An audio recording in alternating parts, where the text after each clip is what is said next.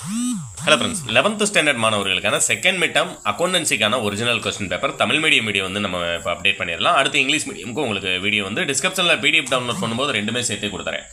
ஏன்னா selected questions இந்த வருஷம் ஒரு டிஸ்ட்ரிக்டில் நடந்து முடிஞ்ச கொஸ்டின் சொல்லும்போது இப்போ நடக்கக்கூடிய எக்ஸாமில் மற்ற ஸ்டூடெண்ட்ஸ்க்கு ரொம்ப ஹெல்ப்ஃபுல்லாக இருக்கக்கூடியது. இதில் இருக்கக்கூடிய கேள்விகள் மட்டுமே படித்தா போதுமா அப்படின்னம்னா நீங்கள் இதில் இருக்கக்கூடிய கேள்விகள் மட்டும் போதாது. ஆனால் தியரி கம்மியான பாடம் அப்படிங்கிறனால தியரியில் நமக்கு என்னென்ன கேட்டிருக்காங்க, சம்மில் எதெல்லாம் இம்பார்ட்டன்ட் அப்படிங்கிறத நீங்கள் தெரிஞ்சுக்கிறதுக்கு ரொம்ப யூஸ்ஃபுல்லாக இருக்கும்.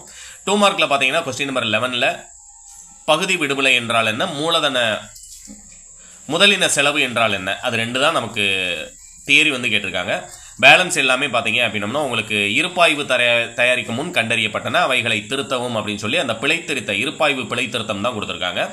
அடுத்தது பார்த்தீங்க அப்படின்னம்னா 3 மார்க்கை பொறுத்த வரைக்கும் இன்னொன்று சஞ்சயின் ஏடுகளில் 31 டிசம்பர் 2017ஆம் ஆண்டிற்கான வியாபார கணக்கினை தயாரிக்கவும் அப்படிங்கிறது தொடக்க செலவு, கொள்முதல், விற்பனை, கொள்முதல் திருப்பம், விற்பனை திருப்பம், இறுதி சரக்கிருப்பு கொடுத்துருக்காங்க.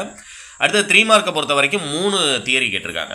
இருப்பாய்வு வெளிப்படுத்தாத பிழைகள் யாவை, நேர்கோட்டு முறையில் தேய்மான தொகை மற்றும் தேய்மான விகிதம் கணக்கிட உதவும் சூத்திரங்கள் யாவை, முதலின செலவு, முதலின வரவு மற்றும் வருவாயின வரவு வேறுபடுத்தவும். அந்த வேறுபாடு கொஸ்டின் வந்து உங்களுக்கு 3 மார்க்கில் கேட்டிருக்காங்க.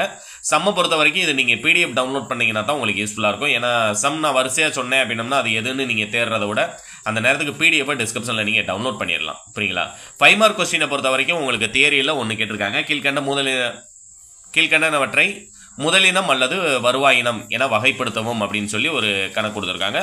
தியரியை பொறுத்த வரைக்கும் நமக்கு 5 மார்க் கொஸ்டினில் தியரி கேட்கல. புரியுங்களா? பப்ளிக் எக்ஸாமில் நமக்கு தியரி இருக்குது. 5 மார்க் கொஸ்டினில் நமக்கு தியரி கேட்பாங்க. ஆனால் செகண்ட் மிட் டர்மில் நமக்கு கம்மியான போர்ஷன் அப்படிங்கிறனால திண்டுக்கல் நாமக்கல் டிஸ்ட்ரிக்டில் நடந்ததில் நமக்கு தியரி கேட்கல.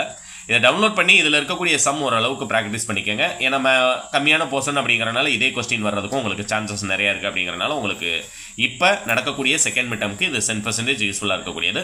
அடுத்து எந்த சப்ஜெக்ட்டுக்கான இம்பார்ட்டன்ட் அது போக கொஸ்டின் தேவை அப்படிங்கிறத கீழே கமெண்ட் பாக்ஸில் டைப் பண்ணுங்கள். பப்ளிக் எக்ஸாம் வரைக்குமே உங்களுக்கு இதுமாதிரி மாடல் கொஸ்டின் மட்டும் இல்லாமல் உங்களுக்கான இம்பார்ட்டன்ட் கொஸ்டின் 100% எக்ஸாமில் நீங்கள் கிளியர் பண்ணுறதுக்கான இம்பார்ட்டன்ட் கொஸ்டின் நம்முடைய சேனலில் அப்டேட் பண்ணுவேன். சேனலை மறக்காமல் சப்ஸ்கிரைப் பண்ணிக்கோங்க. தேங்க்யூ.